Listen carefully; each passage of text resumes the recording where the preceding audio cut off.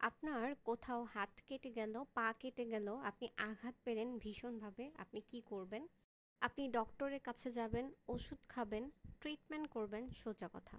কিন্তু আপনি মানসিকভাবে দুঃখী, বিষণ্ণ, অসুখী, তখন আপনি কি করবেন?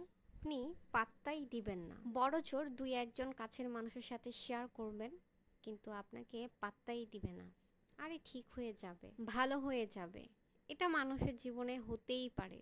চল কোথাও ঘুরে আসি, চল মুভি দেখে আসি, চল খেয়ে আসি, চল চেঞ্জ হলে মনটা ভালো হয়ে যাবে। এই ধরনের অনেক কথাবার্তা আমরা মানুষকে বলে থাকি। বাট এই ধরনের কথাবার্তা বললে কি হয় জানেন? এই মানুষটা আপনার কাছে দুঃখগুলো প্রকাশ করতে আসলো, কথাগুলো শেয়ার করতে আসলো, তার ইমোশনটা একদমই সাপ্রেস হয়ে গেল।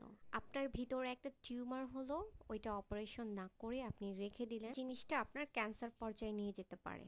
ঠিক মনের ব্যথাটাও এইরকম। আমাদের দেশে এসব একদমই খেলোভাবে দেখা হয় এবং পাত্তাই দিতে চায় না। এবং কোনো মানুষ যদি মানসিক কষ্টের কারণে বা স্ট্রেসের কারণে ডক্টরের কাছে যায়, তাহলে আমরা তাকে বলি পাগল। আর যিনি ডাক্তার দেখায় বা ডাক্তার ট্রিটমেন্ট নেয়, তাকে বলি আমরা পাগলের ডাক্তার।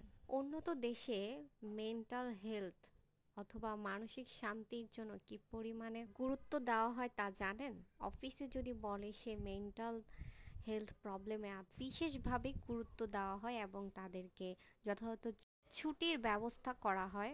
24 আওয়ার্সই আপনি কথা বলতে পারবেন, কাউন্সেলিং করতে পারবেন। ভ্যালুয়েটি আপনাকে দেওয়া হবে। আপনার বিষণ্ণতা একটা রোগ, এটাকে খেলভাবে দেখার কোনো অবকাশ নেই। আমাদের আশেপাশে অনেকের কাছ থেকেই শোনা যায় বিষণ্ণতায় মানুষ মারা গিয়েছে। সো এটা নিয়ে আমরা অনেক খেলভাবে ভাবি যে এটা আবার বিষণ্ণতা, আবার মানুষ কিভাবে মারা যায়। আমরা অনেক সময় অনেক কথা শুনলেও আমরা তো এক্সপ্রেস করি না। সো আমরা হচ্ছে বিষণ্ণতায় কখনোই ট্রিটমেন্ট করি না, অথবা এটা নিয়ে আমরা কাউন্সেলিং করি না। দ্যাটস আমরা অনেকেই অজানা। সো আপনাদের প্রিয়জন আশেপাশে যারা কেউ যদি কোনো সমস্যায় থাকে, বিষণ্ণতায় ভোগে, আপনারা কাইন্ডলি তাদের কথা শুনবেন, কাউন্সেলিং করার চেষ্টা করবেন, কখনোই অবহেলা করবেন না।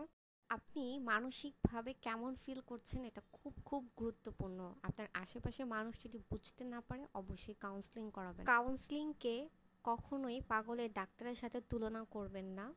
আপনার বন্ধু বান্ধব আশেপাশে যত মানুষ আছে, আপনাকে যদি কিছু বলতে চায়, কাইন্ডলি তাদের কথা শুনবেন, তাদেরকে থামিয়ে দিবেন না। হয়তো আপনার আশেপাশে কাছের মানুষই কেউ বিষণ্ণতায় ভুগছে, অথবা আপনিও হতে পারেন। They need help.